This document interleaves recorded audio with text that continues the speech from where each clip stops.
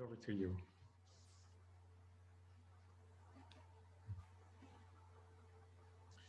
Thank you, Kun.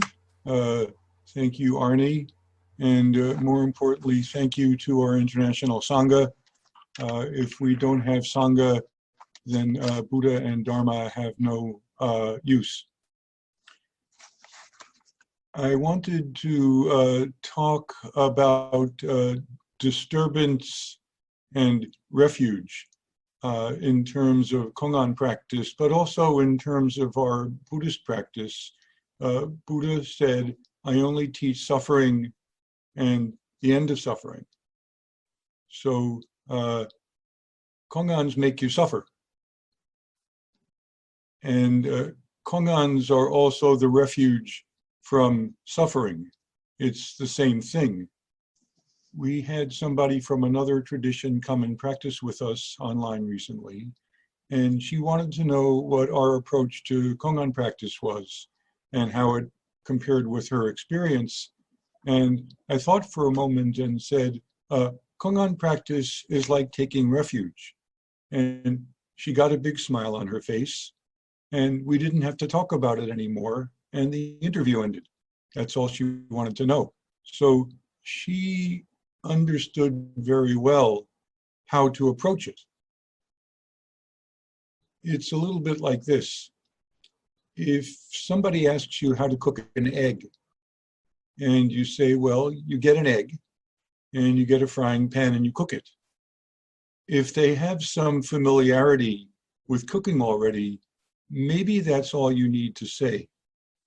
But if they don't have a lot of familiarity with it, then you have to say, get an egg, get a bowl, crack the egg into the bowl, stir it, heat up the pan, put some butter, put the egg in the pan, and then depending on how you want to cook it that way.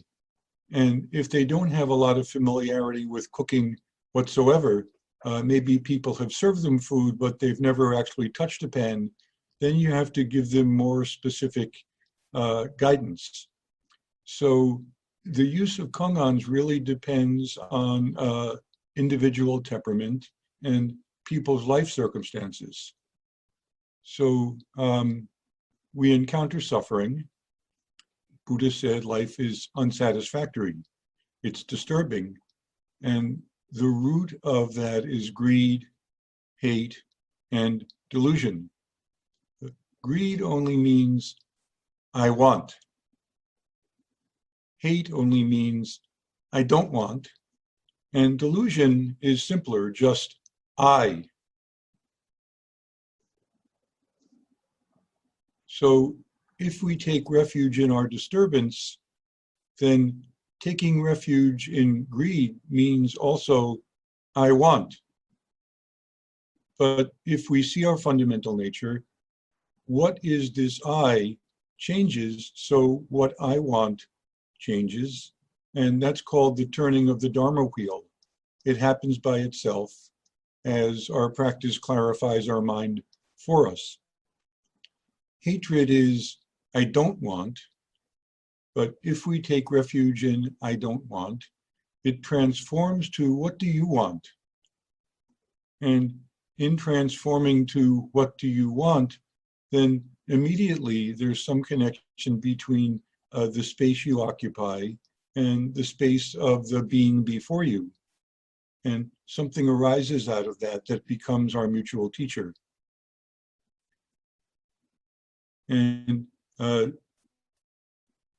delusion of I, if we take refuge in that delusion, it becomes bigger and bigger and bigger and bigger, so we have some sense of our connection with the world. Somebody asked Master Dongsan, when cold and hot come, how can we avoid them? So that's a life question we have too. How do I escape from the discomfort that is either coming from the outside and harming me, so I have to protect myself, or it's in my own mind and I can't get away? What do I do? Dongsan said, a side note about Dongsan. his first encounter with the taste of Zen, when he was a young novice or a young monk, he asked his teacher, the Heart Sutra says no eyes, no ears, no nose, no tongue, no body, no mind. But when I look at my life, I see I have eyes, ears, nose, tongue, body, and mind. I don't understand. He couldn't respond, the teacher, so he sent him to a Zen master to ask. And the Zen master started him on a journey investigating the question that was raised in China by the national teacher, quoting Buddha, saying something about hearing the Dharma speech of the inanimate. So rocks and trees and clouds are always preaching the Dharma. What does that mean? And eventually, his seeing through that involved another teacher who, when he asked him how to practice, the teacher said, just this one is it. And that disturbed him sufficiently so that he couldn't let it go. And one day, looking at a stream, he saw his reflection in the stream, and his doubt disappeared. So that's Dongsan's entry. So when the monk asked, when cold and hot come, how can we avoid them? Dongsan said, you must go to the place of no cold and no hot. The monk said, where is this place of no cold and no hot? And Dongsan said, when cold comes, cold kills. When hot comes, heat kills. So cold comes, cold kills. Hot comes, heat kills is one way of saying we can learn how to take refuge in the things that disturb us and use them to trace back the radiance to see our fundamental nature. Somewhere in early February, as things were starting to fall apart more and more and more in the world, and in this country in particular, I wrote a poem about that called What We All Own. This is a thick mess, like glass shards in honey. Who knows how to find and use the fine cloth and warm water? Many suffer, cry, and bleed, waiting. For now, where is the refuge with no roof? So our life is like that too. There's honey and there's pieces of glass in it, and we want something. So how do we sift out the honey and the glass? We need some method. Otherwise, when we eat, we bleed. So somehow finding how to take refuge in a place with no roof allows us to find where the sweetness is. There's something then about knowing how to be in the midst of something unfamiliar. Kongans present us that. There's something unfamiliar and we want to run away, or we want to avoid it, or we want to understand it, but until we get really close with our discomfort about it, it doesn't resolve itself. So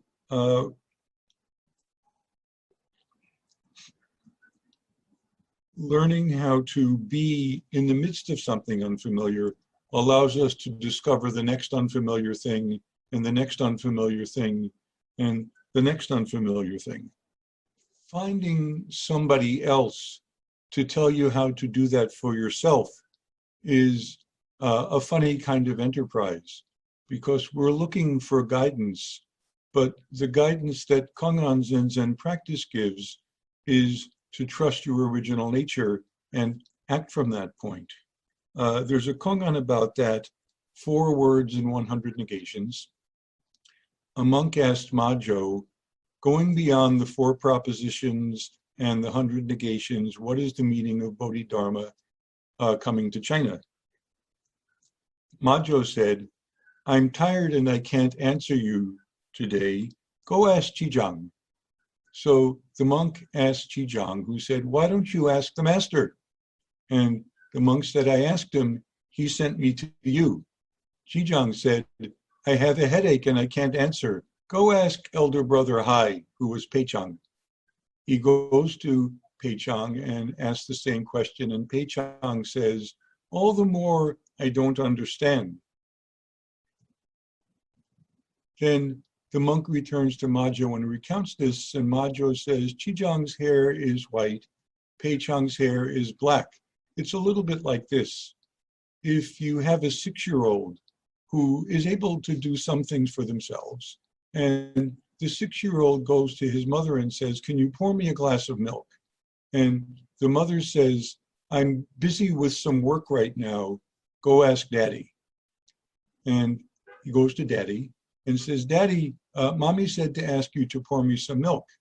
And daddy says, oh, I have to paint the garage, so I can't pour you milk now, go ask your uncle. And the child goes to the uncle and says, Daddy said you should pour me some milk. And the uncle says, pour milk? I have no idea how to pour milk.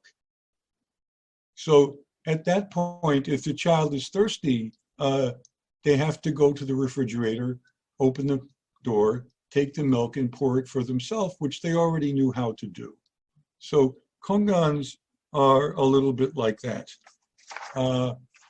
Layman Pong's wife was once asked about the way of practice, and she said, it's like touching your nose when you wash your face. So I would like to leave us all with this question: have you ever missed? Thank you.